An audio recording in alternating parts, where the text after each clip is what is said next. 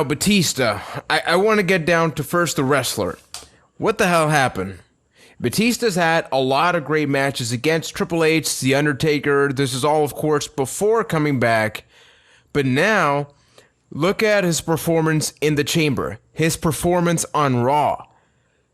I don't know if the guy just stopped doing cardio or something, or I don't know what his diet is, but he seems to be in the worst shape. The guy was sweating bullets through the whole thing. Well, apparently they don't offer cardio in the Pit of Danger because Batista can barely go 5 minutes now. It's kind of ridiculous.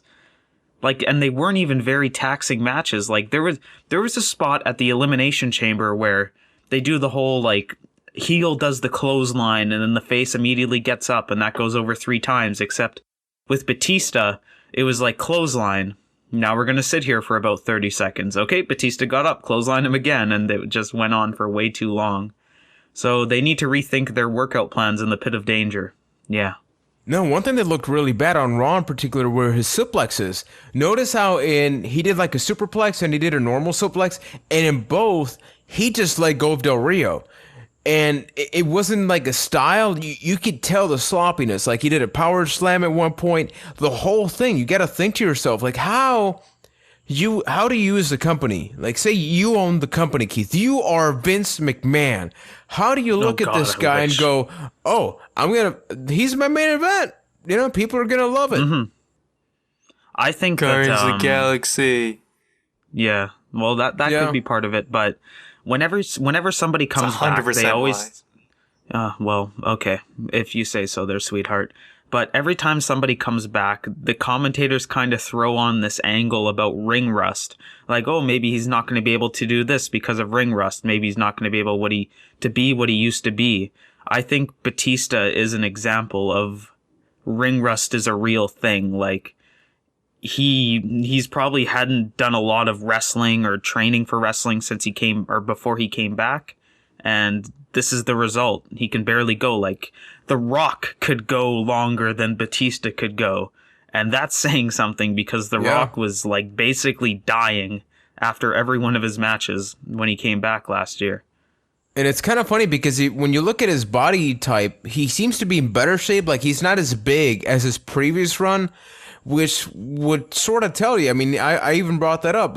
Is he going to be more agile or something faster? But there's not one good thing I can honestly say about his wrestling right now. Well, let's not forget that the fact that the dude's just straight up old.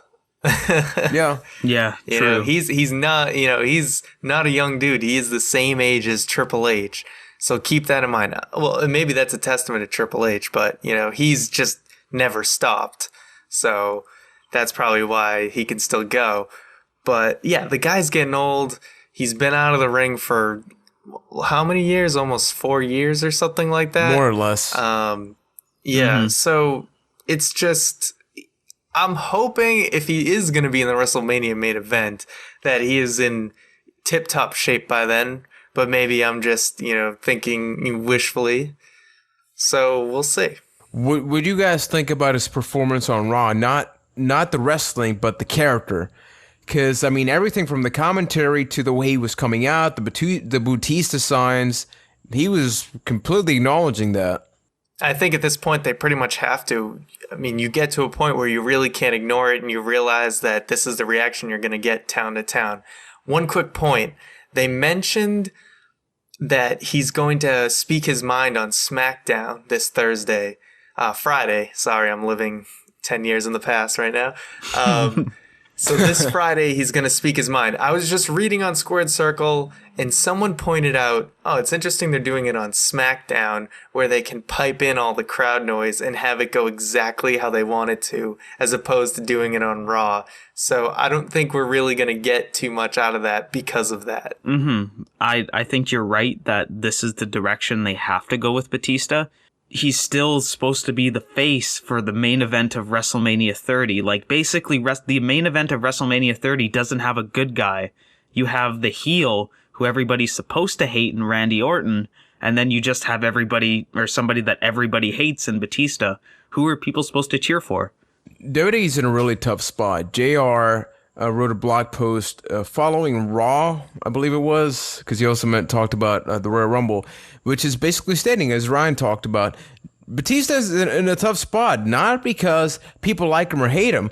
It's because everybody just loves Bryan so goddamn much that they just don't want to see more. Exactly. It could be any guy. You could have Kurt Angle come back. You could have any guy come back. We're talking about someone that's so over that everybody else is just going to be automatically hated. So that SmackDown thing really does concern me because they can pipe that in. He can say anything he wants. And that promo on Raw with Randy, that to be the most awkward thing I've listened to in quite some time because it was a John Cena promo. That was the typical John Cena promo where when the people are booing him, he acknowledges that they're booing him, so he gets booed more. Heel comes out, and then he sort of goes neutral, but ends up saying something good to get cheered, except with Batista, it just got worse. Yeah, what was that weird line that Dave said, like, I love this place because they have a voice, but I have a voice too. Like, that's basically this era's basketballs don't hold grudges. So, yeah. And he also said, Good luck, Dave. if they boo me, I boo them back. So what do you expect to happen after that? Yeah, exactly. Hey, if you like this clip, you can check out full shows over at ByteThat.com, as well as iTunes and Stitcher by searching Byte That. Also, send us questions through Twitter at ByteThatCast or email ByteThatCast@gmail.com.